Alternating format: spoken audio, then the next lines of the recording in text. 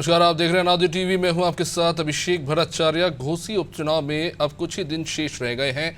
BJP और सपा ये दोनों ही राजनीतिक दलों के द्वारा जोर शोर से प्रचार चल रहा है।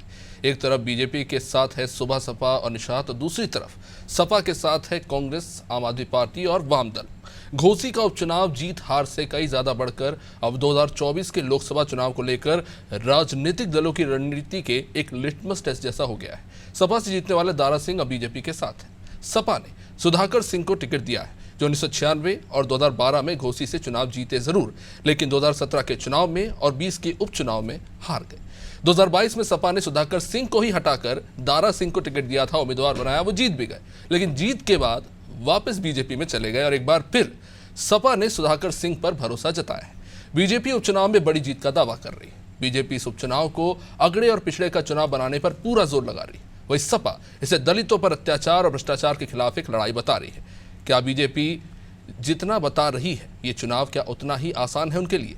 2022 के विधानसभा चुनाव में सपा ने जिस तरह का प्रदर्शन किया, क्या वो उसे दोहरा पाएगी इस बार? पिछड़ों का समर्थन किसकी ओर जाएगा? मुस्लिम वोटर किस दल पर भरोसा जताएगा? क्या सुधाकर सिंह लगातार 2 बार हार के बाद इस बार नतीजे अपने पक्ष में लाने में सफल होंगे? और क्या दारा सिंह, जिन पर दल बदलू का ठप्पा सपा द्वारा लगाया जा रहा है, वो बीजेपी में भी वही कमाल दिखा पाएंगे जो सपा के साथ रहते हुए उन्होंने दिखाया था? इन तमाम सवालों के जवाब लेंगे, पहले बयानों पर एक नजर।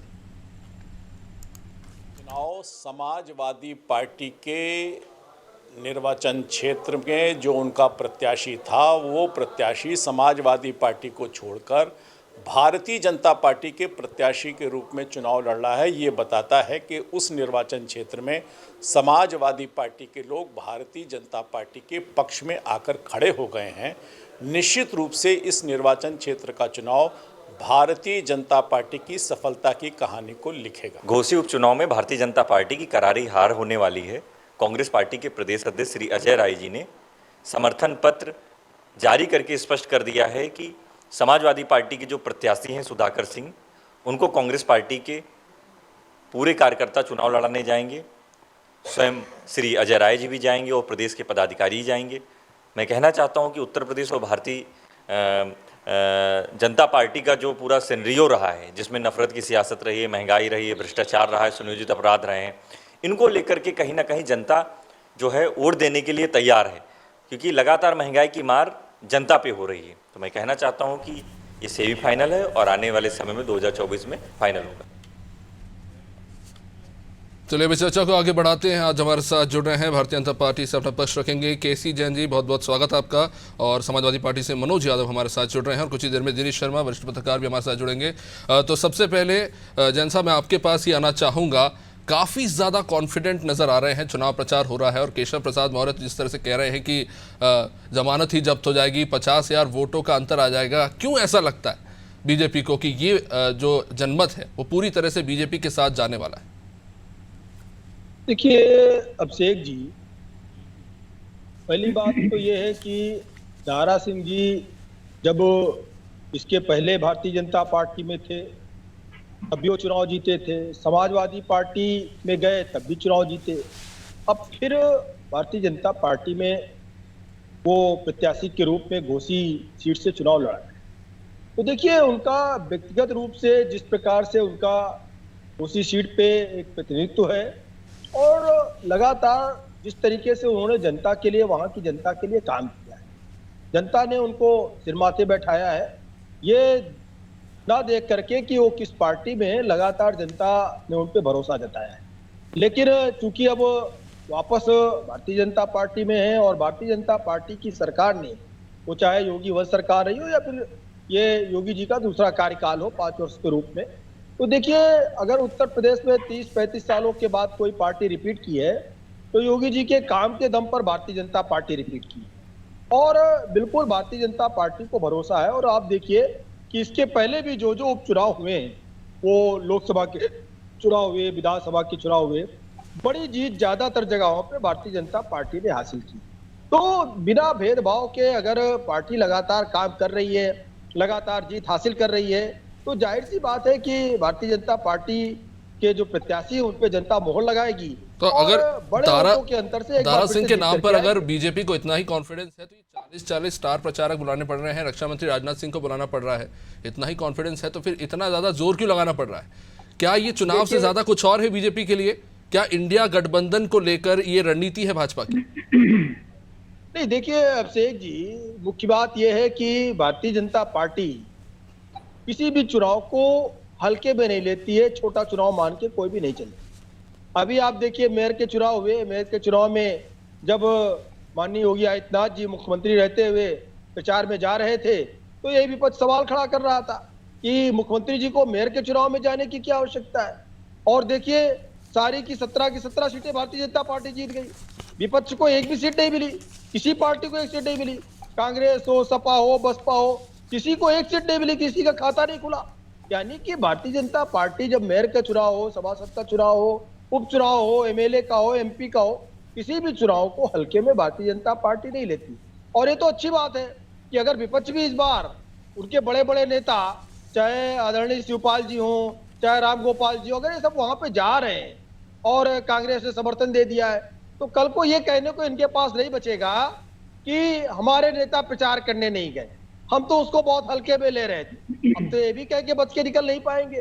तो देखिए जीत बिल्कुल सुनिश्चित है, लेकिन उसके बाद में भी भारतीय जनता पार्टी किसी भी चुनाव को हल्के में नहीं लेती है, गंभीरता से संजीदगी पूर्वक चुनाव लड़ती है और पूरी मेहनत के साथ चुनाव लड़ती है। दूसरी बात यह कि आपने कहा भाई रक्षा मंत्री जी वहां पे जा रहे हैं प्रचार करने, यही तो भारतीय जनता पार्टी की विशेषता है कि एक एमएलए के चुनाव में एक रक्षा मंत्री रहते हुए माननीय राजनाथ सिंह जी अगर प्रचार में जा रहे हैं, यानी एक कार्यकर्ता के रूप में एक अपने पार्टी के प्रत्याशी को जिताने के लिए तन मन धन से मेहनत करने के लिए एक एक पार्टी का नेता तैयार है। और इस तरीके का समर्पण किसी भी पार्टी में नहीं है कि कोई बड़ा नेता अपने आप को वो प्रभारी से कम समझ के कहीं जाता ही नहीं प्रचार में। और भारतीय जनता पार्टी का पन्ना प्रमुख बनने के लिए तैयार है। एक पन्ने में कितने सदस्य होते हैं, कितने वोटर लिस्ट में नाम होते हैं, 10, 20, 25, और उनसे एक एक कैबिनेट मंत्री संपर्क करता है। यही भारतीय जनता पार्टी की विशेषता है कि यहाँ पे गुरूर और घमंड से काम नहीं चलता है, वो कार्यकर्ता बनकर के पहले काम करता है। पहले वो कार्यकर्ता है, कैबिनेट मिनिस्टर चाहे सेंट्रल का हो चाहे स्टेट का हो बाद में। तो भारतीय जनता पार्टी में कार्यकर्ता बनकर जब इतने बड़े बड़े नेता काम करते हैं, यही जीत का मंत्र है। यही कारण है कि भारतीय जनता पार्टी हर बार चुनाव जीतती है और यही सारे कार्यकर्ता के रूप में जनता के बीच में जाकर के जनता के लिए काम भी करते हैं, इसलिए जनता सर माथे बैठाती है। ठीक है, चलिए मनोज जी से जवाब ले लेते हैं। मनोज जी, आपने सुना, इसमें एक चीज़ और जोड़ना चाहूँगा। जिस तरह से हम प्रचार प्रसार देख रहे हैं, कहीं ना कहीं इसे अगड़े और पिछड़े की राजनीति बनाने की कोशिश हो रही है, लेकिन एक बड़ा सवाल लगातार ये पूछा जा रहा है कि अगर जो बीता विधानसभा चुनाव था उसमें समाजवादी पार्टी और दारा सिंह, जिन्हें जैन साहब कह रहे हैं कि दारा सिंह का अपना एक अच्छा खासा वोट बैंक है जो उनकी सबसे बड़ी ताकत है, तो वो वोट बैंक और आपका वोट बैंक समाजवादी पार्टी का मिला और 42% वोट प्रतिशत आपके पास आए। सुधाकर जी 2 बार से चुनाव हार चुके हैं, एक बार फिर से वो चुनाव लड़ रहे हैं। इस बार उन पर कॉन्फिडेंस जताने की क्या वजह है, या फिर सपा के पास कोई और विकल्प ही नहीं था? समाजवादी पार्टी घोसी का उपचुनाव विधानसभा का जीत चुकी है, फॉर्मेलिटीज बाकी हैं, वो 5 तारीख और 8 तारीख को होनी बाकी है। हम उस पर बहुत ज्यादा इसलिए कोई बात नहीं करना चाहते हैं, ये मेरी रिपोर्ट नहीं है ना, पार्टी के प्रवक्ता की हैसियत से ये बातें कह रहा हूँ। जो घोसी के कार्यकर्ता हैं, जो घोसी के तमाम सारे मीडिया कर्मी हैं, जो वहां से खबरें आ रही हैं, जो लोग वहां काम करने जा रहे हैं, उनके जो वक्तव्य हैं, उस आधार पर मैं ये इस बात को कह रहा हूँ। कौन राजनीतिक दल या कौन राजनीतिक दल का प्रवक्ता अपनी पार्टी को हराएगा भाई? अभी इसमें उनको जो निर्दल वाले को बैठा लो, वो भी कहेगा हम ही जीत रहे हैं, वो अलग बात। लेकिन जो मेरी बात का आधार है वो घोसी की आम जनता की आवाज का आधार। नहीं, पर अगर ऐसा है होते, ठीक है जी, पूछिए, सवाल पूछिए जी। अगर ऐसा है तो आपने 2022 में सुधाकर सिंह को हटा के दारा सिंह चौहान को क्यों टिकट दिया? निश्चय ही सुधाकर सिंह को इसलिए टिकट कटा था कि वो आए थे, एक दल छोड़ के आए थे, कैबिनेट मंत्री थे और उनको हमें एडजस्ट करना था, लड़ाना था, इसलिए हमने अपनी पार्टी के नेता का टिकट काट के उनको दे दिया। लेकिन बात ये बड़ी नहीं थी, बात ये बड़ी थी कि आप जीते, सरकार नहीं बनी, आप समाजवादी पार्टी के कार्यालय में पैर रखने तक नहीं आए। आप क्यों आए थे? आपकी वैचारिक लड़ाई कोई थी बीजेपी से? जैसा उन्होंने स्टेटमेंट दिया था अभिषेक जी, उन्होंने कहा था कि वहां उनका दम घुटता है, और ओम प्रकाश राजभर ने कहा था कि जो नेता पिछड़े और दलित हैं बीजेपी में, उनका काम मुख्यमंत्री और प्रधानमंत्री को जूते उठा के देना, यानी जूता पहनाने का काम। तो अब ये पता नहीं जूते पहनाने गए हैं, जिनका दम घुट रहा था दारा सिंह चौहान का, वो अपना दम घोटने गए, क्या करने गए ये तो वही बता सकते हैं। वहां की जनता की नाराजगी इसी बात की है कि समाजवादी पार्टी ने उनके मान सम्मान में कोई कमी रखी होती तो बताते। चुनाव जीतने के बाद वो पार्टी कार्यालय तक नहीं गए, क्यों नहीं गए ये तो वही बता पाएंगे। वहां की जनता के बीच में इस बात का सबसे बड़े नाराजगी का विषय है कि दारा सिंह चौहान बार बार पार्टी क्यों बदले, जब वहां की जनता ने 5 साल की सेवा का मौका उनको दिया। विधायक होता है, चाहे वो जीती हुई पार्टी का हो या हारी हुई पार्टी का, वो अपने क्षेत्र में वो जनता की सेवा कर सकता है, उसके पास निधि है, उसके पास ताकत है, वो जनता की लड़ाई को लड़ सकता है। थाना, पुलिस, कोर्ट कचहरी में भी उसकी सुननी जाती। क्यों? क्योंकि वो माननीय विधायक, उनका प्रोटोकॉल होता है। इसलिए मैं ये समझता हूं कि दारा सिंह चौहान जी को समाजवादी पार्टी गठबंधन इंडिया तो हराएगा ही हराएगा, घोसी की महान जनता उनको हराने का मन बना चुकी है। इस वजह से कठिन लड़ाई उनके सामने और बीजेपी एनडीए के सामने है। दिनेश जी, आपने मनोज जी को सुना जो वो कह रहे थे कि वो दल बदल के चले आते हैं इसलिए क्षेत्र में नाराजगी है। क्या सच में दारा सिंह को लेकर क्षेत्र में नाराजगी है, जैसा कि सपा दावा कर रही है? और ये जो दल बदलू नेता का टैग लगाने की कोशिश होती है, क्या ये वाकई जनता के बीच में वर्क करेगा, खासतौर से अगर सिर्फ घोसी उपचुनाव की सीट को ही ले ले तो? बड़े बड़े नेताओं पर दल बदलू का टैग लगा हुआ, ये तो दारा सिंह चौहान है। दूसरी बात यह है कि दारा सिंह चौहान का एक आधार है, जनाधार है, और वो भारतीय जनता पार्टी में सरकार में मंत्री के रूप में अपनी उपेक्षा के कारण वो समाजवादी पार्टी में गए थे और वहां से वो जीते घोषित से।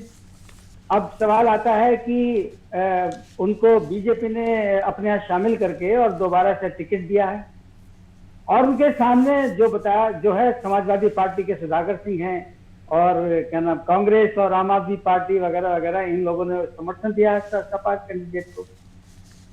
समाजवादी पार्टी जो सामने हम देख रहे हैं, हम किसी राजनीतिक दल विशेष की बात नहीं कर रहे हैं। एक तो दारा सिंह स्वयं में एक मजबूत प्रत्याशी है। दूसरी बात, जरा स्वामी प्रसाद मौर्य के जो आज का जो एक कटीला भाषण आया है, जिसमें उन्होंने पूरा जहर उगला है, क्या नाम ब्राह्मणों के भी खिलाफ उगला है, या जो भी कुछ उन्होंने किया है, क्या उसका भी कुछ संज्ञान समाजवादी पार्टी लेगी कि नहीं लेगी? जिम्मेदारी लेती है उस बयान की समाजवादी पार्टी की नहीं? दिनेश जी, उन्होंने बोला है कि समाजवादी पार्टी अपने को उससे इंडोर्स करती है, जो आज स्वामी प्रसाद मौर्य ने बोला है। और क्या इसका समाजवादी पार्टी को नुकसान होगा, फायदा होगा, ये हमारे मित्र जो हैं मनोज यादव जी, वो ज्यादा अच्छी तरह से बता पाएंगे। और रही बात भारतीय जनता पार्टी की, कि अपवाद को छोड़कर उपचुनाव हमेशा सत्ता पक्ष के ही पक्ष में जाते देखे गए हैं, और इतनी छवि नहीं खराब नहीं है दारा सिंह चौहान की कि समाजवादी पार्टी उनको हरा दे।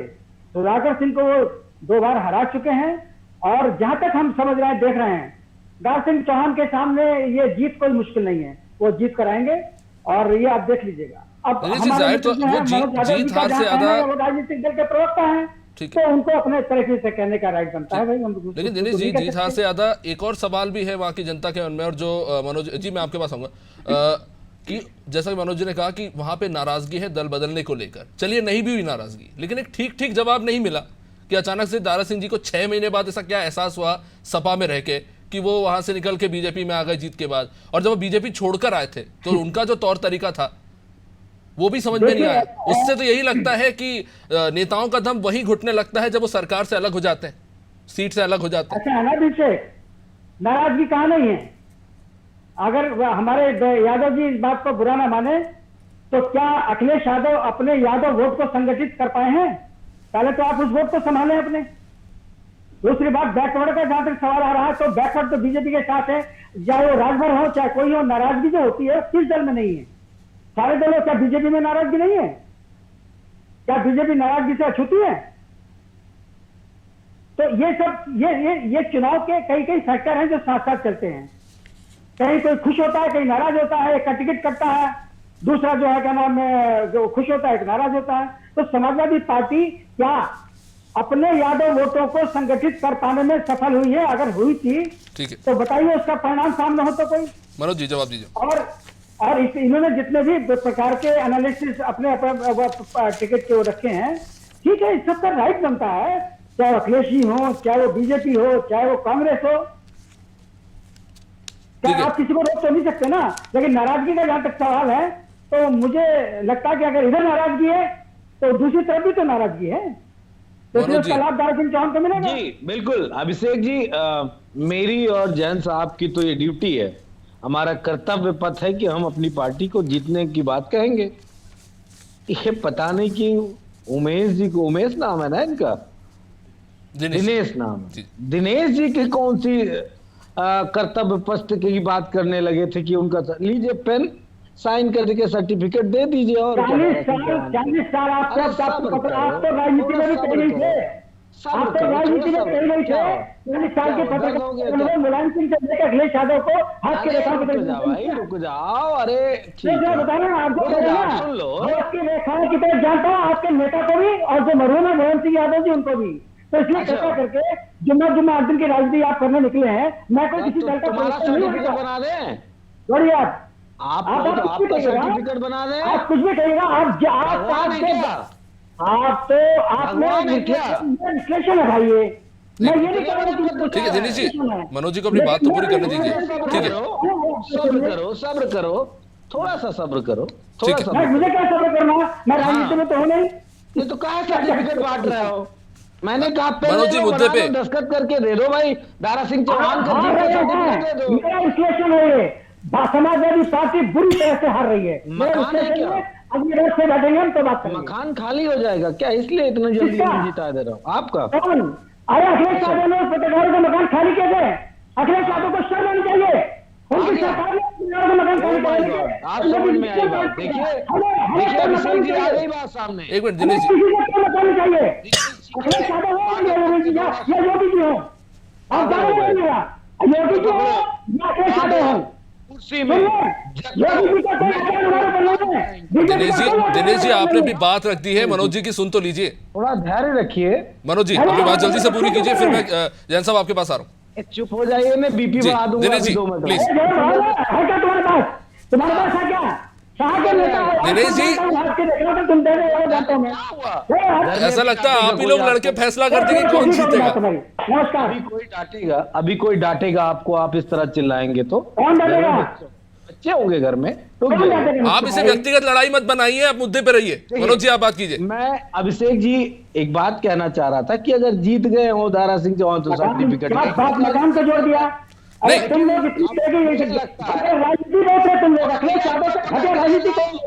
दिनेश जी, स्वामी प्रसाद मौर्य के वोट से ब्राह्मण नाराज हो सकते हैं, उच्च वर्ग के लोग नाराज हो सकते हैं। अखिलेश यादव का कोई योगदान नहीं है, मुलायम सिंह यादव का कोई योगदान नहीं है। अच्छा जी कोई योगदान नहीं है। अच्छा अभिषेक जी, योगी जी का योगदान है, योगी जी का भी कोई योगदान है। चलिए एक मिनट आप शांत हो जाइए। जी जैन साहब आप बोलिए। दिनेश जी आप थोड़ा शांत हो जाइए। दिनेश जी कार्यकर्ता बनोगे जी, आप भाजपा ज्वाइन कर लोगे तो अच्छे कार्यकर्ता बनोगे। दिनेश जी वरिष्ठ पत्रकार है, तो क्या करें? ये झाड़ू पोछे वाले नेता है समाजवादी पार्टी के, समाजवादी पार्टी का चक्का बनियान धोने वाले लोग हैं। अरे दिनेश जी चुनाव होगा तो फैसला हो जाएगा, आप अभी की मौजूदा स्थिति में बात कीजिए। तो समझो जीत की राहें आसान नहीं है। अभिषेक जी चलिए ठीक है जैन साहब आप बोलिए। देखिए जी आप ये कह सकते हैं, हम आपकी बात को सहमत है, ये नहीं कह रहे हैं, लेकिन आप निजी आक्षेप पर आए तो मनोज जी मैंने आपको उत्तर दिया है तो अच्छा है, और आपकी आधे घंटे की डिबेट है, और आदरणीय दिनेश जी वरिष्ठ पत्रकार है, हम लोगों के साथ में पिछले 7-8 सालों से लगातार बैठ रहे हैं डिबेट में। मैं तो 8-10 सालों से इनके साथ में लगातार डिबेट कर रहा हूँ। बहुत जल्दी टेम्परामेंट लूज कर जाते हैं। पत्रकार महोदय को इस तरीके से कहना, इस तरीके से क्या मैंने इनका सर्टिफिकेट बना दिया क्या? टिप्पणी इस तरीके से नहीं होनी चाहिए। टिप्पणी करने में कौन सी बात है भाई, मैंने तो सीधे सीधे बात पूछी है। आप घोसी सीट पे चर्चा हो रही है, तो पत्रकार कैसे सर्टिफिकेट देगा? अभी आपने एक बात कही जैन साहब, कोई पत्रकार कैसे देगा? अभी आप पत्रकार कौन होता है? पत्रकार कौन होता है? पत्रकार बता रहे हैं क्या जीत रहे हैं, यानी आपको बता रहे हैं तो ठीक है, और भाजपा को बता दिया तो गलत हो गया। अभी आपका स्टेटमेंट था कि वहाँ से वो खबरें- वहाँ के, अरे ये वहाँ जमीन पे थोड़ी अरे नहीं आप गए। व्यक्तिगत बातें मत कीजिए, किसी समय कम है, मैं सीधा जवाब पूछता हूँ आपसे। घोषी मैंने 50 बार गया हूँ। आने लगे। 50 बार गया हूँ वहाँ पर। सही नहीं है व्यक्तिगत जैन साहब आप सीधे बात बताइए, चलिए राजभर वोट आपके पास है, चौहान वोट आपके पास है, क्या मुस्लिम वोट भी आपके पास है? क्या यादव वोटों को लेके भी आप उतना ही कॉन्फिडेंट हैं? बिल्कुल बिल्कुल देखिए जी देखिए अभिषेक जी, अगर 21% वोट हमारे की बात पास कर रहा हूं में- मैं।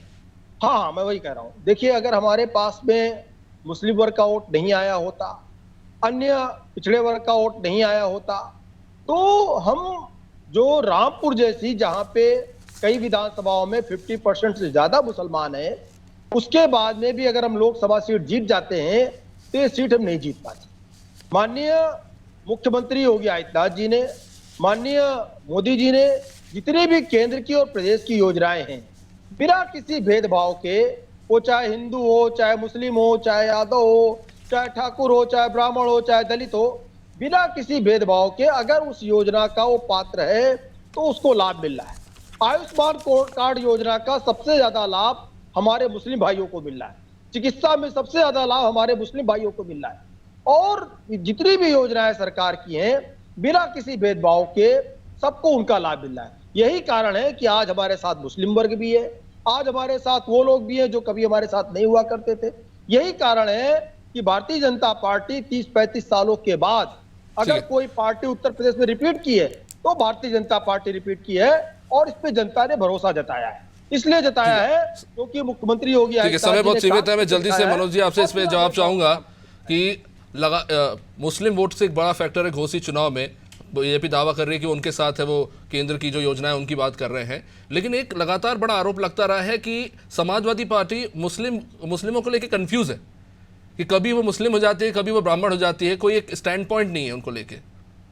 क्यों लोकतंत्र हमको ये इजाजत देता है क्या, या संविधान इजाजत देता है कि एक पार्टी, एक संप्रदाय, एक धर्म, एक जाति के लोगों का ही वोट मांगेगी क्या? ये तो राजनीतिक दल है, राजनीतिक दल को जहां जैसा वोट मिल सकता है वोट लेने का प्रयास करते हैं। नरेंद्र मोदी और टोपी से पहचान जाने वाले, कपड़ों से पहचान जाने वाले नरेंद्र मोदी कहते हैं पसमानदा मुसलमानों का वोट चाहिए। अब बताओ, वही नरेंद्र मोदी है ना? नहीं, लेकिन अगर उनको तो पिछड़ों की बिल्कुल बात की मानना जाए तो चाहिए। समाजवादी पार्टी एक एग्रेसिव हो जाती है, लेकिन नहीं, मुसलमानों की हमारा बात हो तो आप डिफेंसिव हो जाते हैं। देखिए, जिस पे अत्याचार होगा, जिस पे तमाम तरीके से सरकार जुल्म करेगी, जाति करेगी, उनके खिलाफ हम आवाज उठाएंगे। ब्राह्मण के साथ अन्याय हुआ, उसके खिलाफ आवाज उठाई। अभी नहीं तो क्या समाजवादी पार्टी अपने को एंडोर्स कर रही है? मैं बोल रहा हूँ, चलिए। अरे समाजवादी चलिए, अब समय इजाजत नहीं देता, बहुत बहुत शुक्रिया आप सभी का इस चर्चा में जुड़ने के लिए। तो घोसी उपचुनाव को लेकर तमाम तरह के दावे हो रहे हैं। बीजेपी बड़ा दावा कर रही है कि 50,000 वोटों के अंतर से जीतेंगे, तमाम अलग अलग तरह के दावे किए जा रहे हैं, और कहीं ना कहीं जो समीकरण बनते नजर आ रहे हैं उनको लेकर ये कहीं ना कहीं माना जा रहा है कि जो गठबंधन हुए हैं, जिस तरह से बीजेपी राजभर निषाद को अपने साथ लेकर आई, तो समाजवादी पार्टी कांग्रेस को अपने साथ लेकर चल रही है। बीएसपी का क्या स्टैंड है अभी भी क्लियर नहीं है, लेकिन कहीं ना कहीं गाहे बगाहे अंदर ही अंदर ये बात चल रही है, कहीं ना कहीं मुस्लिम वोटर्स का समर्थन समाजवादी पार्टी के साथ जा सकता है। ये एक बड़ा चेंज भी ला सकता है, या ये कह सकते हैं कि इस चुनाव में ये एक बड़ा फैक्टर हो सकता है। लेकिन क्या बदलाव आएगा वो तो खैर 5 को चुनाव है और 8 को नतीजे, उसमें स्पष्ट हो ही जाएगा। फिलहाल इस कार्यक्रम में इतने ही। आप देखते रहिए अनादि टीवी। नमस्कार।